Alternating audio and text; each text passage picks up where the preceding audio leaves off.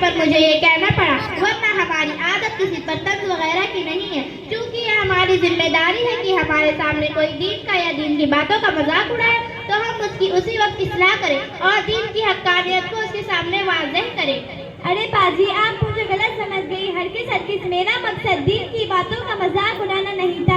अल्हम्दुलिल्लाह हम भी मुसलमान हैं, हमें भी दीनी से और दीन की एक एक बातों से मोहब्बत है और दीन की बहुत सारी बातें हमें भी याद है, उस पर हम अमल भी करते हैं। अच्छा बाजी, जरा ये तो बता, क्या तुमने ज़ोहर की नमाज अदा कर ली? नहीं बाजी नहीं, मैंने ज़ोहर की नमाज नहीं पढ़ी। क्यों बाजी, आपने ज़ोहर की नमाज क्यों नहीं पढ़ी? अरे बाजी, हमें तो कान खुलाने की फुर्सत नहीं है, तो नमाज पढ़ने की कैसे फुर्सत रखी है? अच्छा, अभी तो आप कह रही थी हम भी दीन पर अमल करते हैं और नमाज के लिए आपको फुर्सत नहीं। ये तो बहुत अफसोस की बात है कि नमाज जैसी अज़ीम शान इबादत और इस्लाम के अहम रुकन के लिए तुम्हें फुर्सत नहीं, और फिर तुम्हारा एक तरफ ये दावा कि हमें दीन की मालूमात है, हमको दीन से मोहब्बत है, और दूसरी तरफ तुम फख्र से ये बात कह रही हो कि नमाज के लिए हमें फुर्सत नहीं। बाजी, ये जुमले आपके सही नहीं है। क्यों सही नहीं है? इसलिए कि तुम्हारे दिल में इस्लाम के अरकान की कोई कदर नहीं है। जब भी तो तुम्हारे ज़बान से ये अल्फाज निकल रहे हैं कि नमाज के लिए हमें फुर्सत नहीं, गोया कि तुम ये कहना चाहती हो कि नमाज तो वो पढ़े जिसको कोई काम ना हो, यानी नमाज पढ़ना तो उन लोगों को काम है जो बेकार रहते हो। हालांकि नमाज तो खुदा का हुक्म है और एक दिन में 5 मरतबा फर्ज है। अगर हमने नमाज नहीं पढ़ी तो क्या अल्लाह के यहाँ हमको सजा मिलेगी? बाजी, अगर हमने अल्लाह के हुक्म की कदर नहीं की, यानी नमाज नहीं पढ़ी, तो कब्र में बड़े बड़े सांप आकर डसेंगे, बड़े बड़े बिच्छू आकर डंक मारेंगे। बाजी, हम तो अपने घर में छिपकली से डर जाते हैं, दरवाजा हवा से हिल जाए तो डर जाते हैं, पर वहाँ हमारी की वो पुकार सुनने वाला कोई ना होगा। जरा उस अंधेरे घर के बारे में तुमने कभी सोचा कि वहाँ क्या होगा?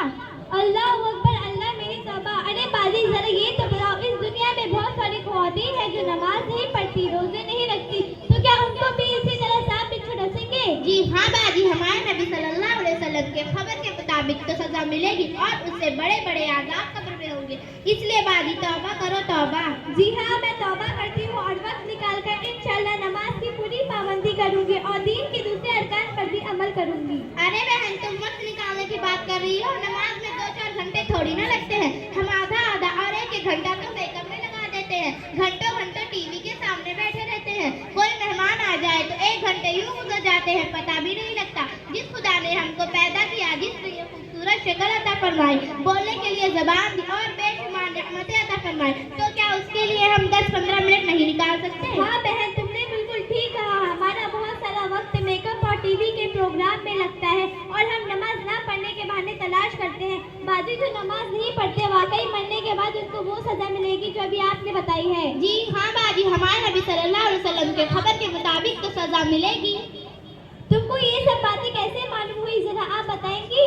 ये सब बातें अल्लाह ताला ने अपने कुरान में बयान फरमाया है और हमारे प्यारे नबी सल्लल्लाहु अलैहि वसल्लम ने अहादीस के जरिए आगाह फरमाया है। याद रखो बहन, अगर हमारी नमाज दुरुस्त निकली तो हर मंजिल आसान हो जाएगी, वरना फिर गाड़ी खतरे में पड़ जाएगी। आई आपकी समझ में? बाजी, मैं अपनी पहली बातों पर बहुत शर्मिंदा हूँ। अब मैं कभी नमाज नहीं छोड़ूंगी और ना कभी दीन की बातों का मजाक उड़ाऊंगी। लेकिन यह तो बताओ, ये सब मालूमात हमें कहाँ से मिली? पहले तो हम मदरसा रसूल उलूम तानाजी नगर में पढ़ते थे, वहाँ हमें ये सब बातें सिखाई जाती थी, और अब हम इज्तिमाआत में जाते हैं, वहाँ ये सब बातें सीखने का मौका मिलता है।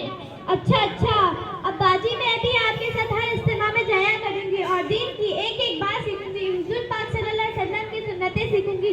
दुआ करो अल्लाह ताला मुझे अमल की तौफीक अता फरमाए। आमीन सुम्मा आमीन, अल्लाह ताला तुम्हें अमल की तौफीक दे। लेकिन मेरी माँ और बहनों, एक बात याद रखो, जो ख़वातीन नमाज की, रोज़े की, कुरान पाक की तिलावत की, दीन की बातों की पाबंदी करती हैं, अल्लाह ताला उन्हें उनकी ज़िंदगी में सुकून नसीब फरमाता है, और जो ख़वातीन इन चीज़ों की पाबंदी नहीं करती हैं, वो दुनिया में परेशान रहती हैं और मरने के बाद भी परेशान रहेंगी। इसलिए अच्छा बाजी, अब चलते हैं, लेकिन याद रखना, अब अगले महीने की 10 तारीख को शाहीन बाग के जो ख़वातीन का इज्तिमा है, उसमें ज़रूर शामिल होना। जी हाँ बाजी, मैं आपसे वादा करती हूँ अब हर इज्तिमा में शरीक रहूंगी। बाजी, मैंने आपका बहुत वक्त लिया, माफ़ कर देना, लेकिन बहुत फ़ायदा हुआ, वरना मैं तो ऐसे ही भटकती रहती। बहुत अच्छा हुआ कि आपसे मुलाकात हुई। अच्छा, अब चलते हैं। अस्सलाम वालेकुम व रहमतुल्लाहि व बरकातुहू। वालेकुम अस्सलाम व रहमतुल्लाहि व बरकातुहू। माशाअल्लाह, अल्हम्दुलिल्लाह। यह थी मदरसा रोज़तुल उलूम की दो होनहार तालिबा जो आपके सामने दीन की बातों का मजाक उड़ाना उस उन्वान पर मुकालमा पेश कर रही थी। हमारे लिए बड़ी खुशी की बात है कि हमारे दरमियान बड़े बड़े उलमा और ज़िम्मेदारान मौजूद हैं। मैं उनका इस्तकबाल करता हूँ। उसी के साथ साथ हमारे लिए बड़ी मुसर्रत की बात है कि हमारे दरमियान लालिया सेठ साहब तशरीफ़ फरमा है। मैं उनका अपनी तरफ से, अपने तमाम ज़िम्मेदारान की तरफ से उनका इस्तकबाल करते हैं और मैं इंतहाई अदब व एहतराम के साथ मौलाना मजहर हुसैन साहब से दरख्वास्त करते हैं फिर फूलों के ज़रिए से इनका इस्तकबाल किया जाए।